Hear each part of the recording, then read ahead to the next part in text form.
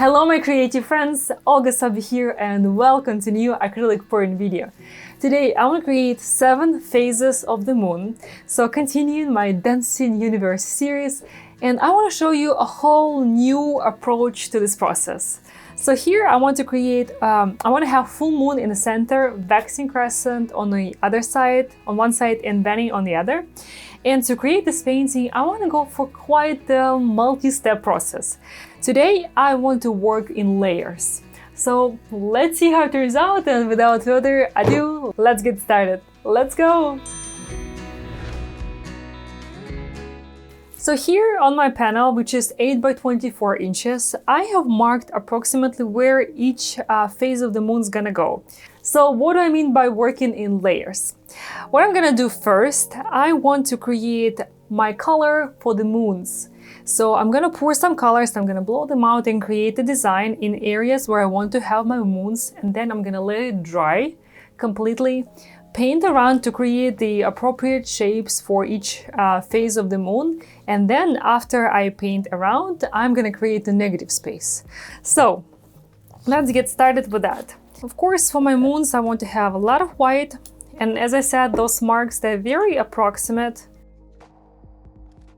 Of course, I'm gonna blow it around and it's gonna shift, but just to give me some directions.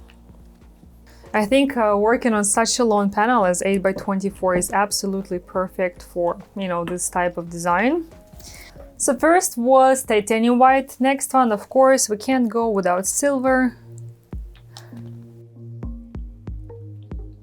I'm also using some iridescent black blue, some darker spots. It's a beautiful, beautiful color for my Cosmic series. And to make my color palette a bit more interesting, I want to add a bit of pink and a bit of turquoise blue, and also some iridescent.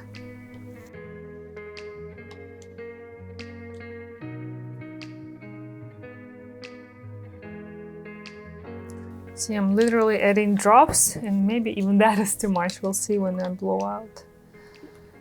So the first one was turquoise blue, and this is iridescent blue-green for a little more shimmer.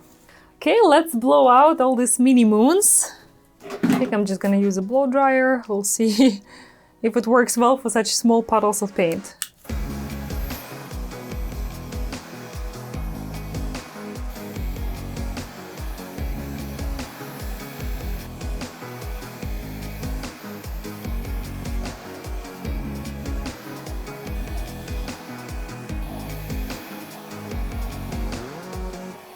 As you have noticed, I have been working in different direction for each one because I kind of want them all to be different. Of course, the full moon is probably the most important one because you're gonna see the most of the paint design. Here we're gonna be seeing less and less and less, but still we want it to look nice. The last one, of course, that's gonna be the thinnest crescent, turned out the prettiest. Oh well. So I don't know how I feel about this. Maybe this one I want to blow again.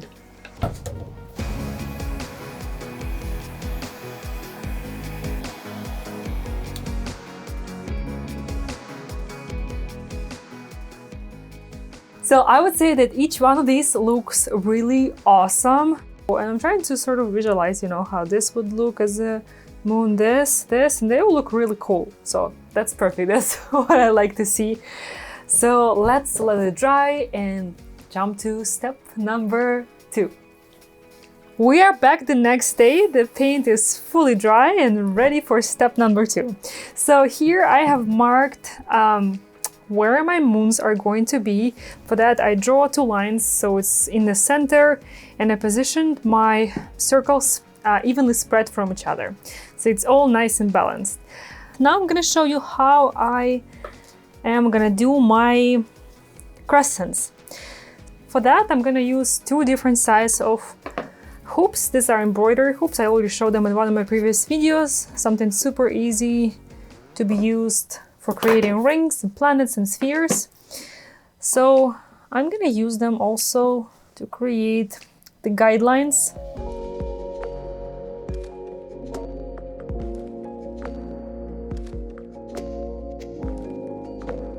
And for this one, I need a bigger diameter because I want it to be almost like a half moon. Okay, so now we're gonna do the same step on the other side.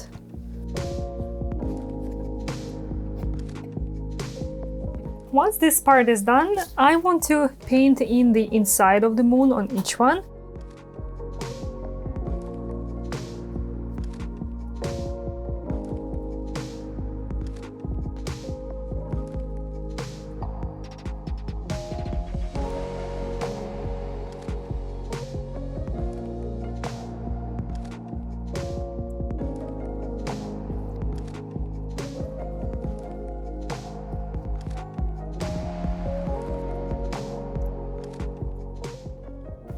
So when the first layer here was dry, I just added one more layer to build some darkness, especially closer to the far side of the moon.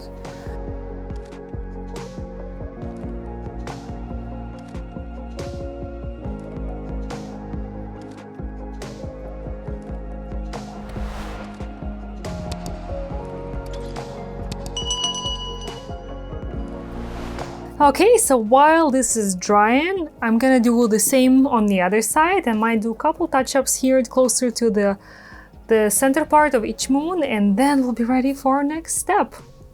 Okay, this part is done, although I might do some touch-ups before I do my resin, but I'm gonna let it be just for now, and it's time for step number 3.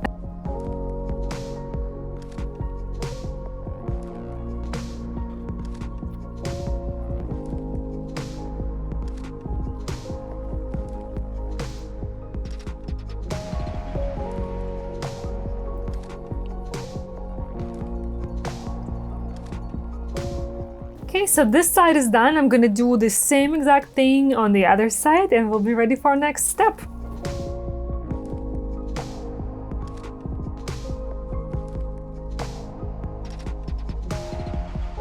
Lunar harmony is the secret message for this painting, and now it's finally time to do, I think, the most fun part, the negative space. So all this detail-oriented work is done, and by the way, I also added a little bit of highlight around my moons and on the outer edge of the moons. I just felt like I want to give it a little more dimension, and with having that highlight on the edge definitely helps. But now let's focus on adding the negative space. So, of course, the most important part here is to not mess up what's already here, and I'll try my best to be careful and only blow away, not towards the moons. But in case this happens, you know, no panic. The acrylic paint doesn't cure immediately, so if I get a little bit of paint on my moons, just take a paper towel, spray some water on it, and clean the area where you want to remove the paint from. Gonna carefully spread that black.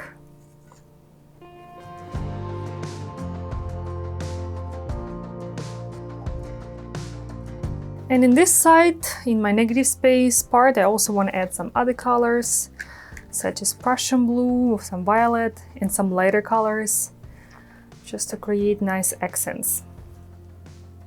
Oh, I'm getting dangerously close. See, my paint is shifting.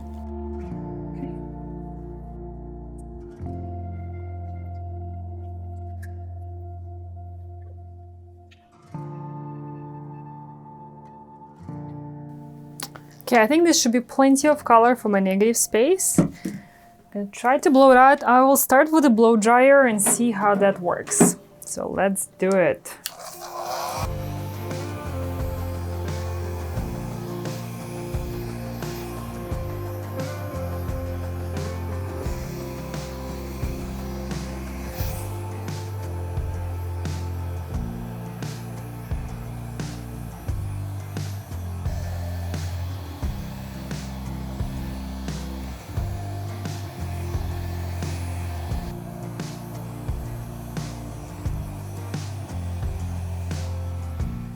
I think this is very beautiful, the movement. I directed the movement of my negative space sort of away from my moons. It was also the easiest and the safest way to blow away from the moons, but I also like the effect.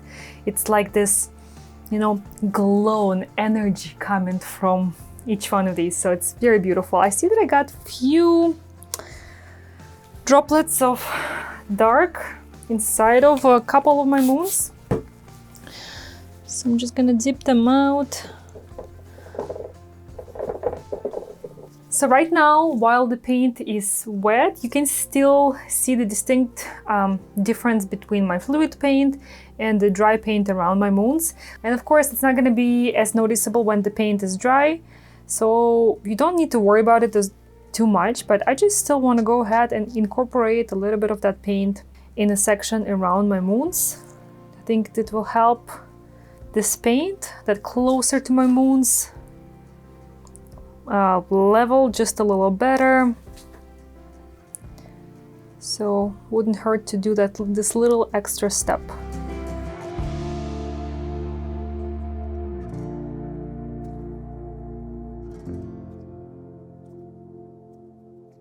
Of course, this painting will not be complete without adding some stars, and I want to mask out my moons before I'm gonna be adding the sprinkling my stars. And the radius of my squeeze bottles is just about the radius of my moons, so I'm just gonna use them.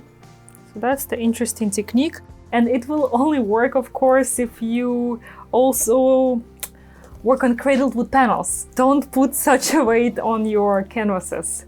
It will warp your canvas a lot. But cradled wood panels, they're nice and flat and rigid, so there is absolutely no risk there.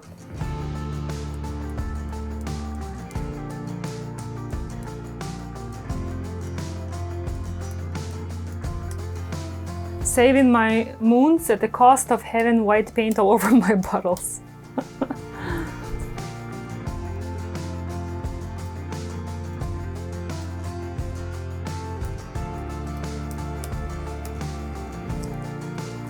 I think with all this movement and stars in negative space, it's definitely a lot more complete now. But let's see how it dries. Let's see how that negative space dries with some of these shimmer and metallics and iridescent colors. And of course, I will show you fully finished resin painting. So keep watching, I will be right back. And here it is dry and finished with the layer of epoxy resin, and I added some extra star pigment to my resin so you can see how beautifully it sparks up against the light. You know what? I think I will just never have enough of this beautiful effect. And currently I'm working on a resin finish mastery course, and if you would like to sign up to email update to learn more about it, the link is going to be in the description under this video, so check it out. I love how each moon in this painting is so different and unique, and yet they all really in balance with each other. And this was such an interesting multi-step process, very complex, but each step is very simple and the result looks just beautiful. And I highly recommend you give this technique a try. It's different from our regular pouring techniques, so perfect opportunity to challenge your creative thinking and try something new. And working in layers does create a little bit of texture, and if you finish your painting with epoxy resin like I do, the resin completely hides that texture, but it might be a little noticeable if you're using varnish as a finish, so just something to keep for you in mind. Please let me know how do you like the outcome of my Luna Harmony today. I would love to hear from you.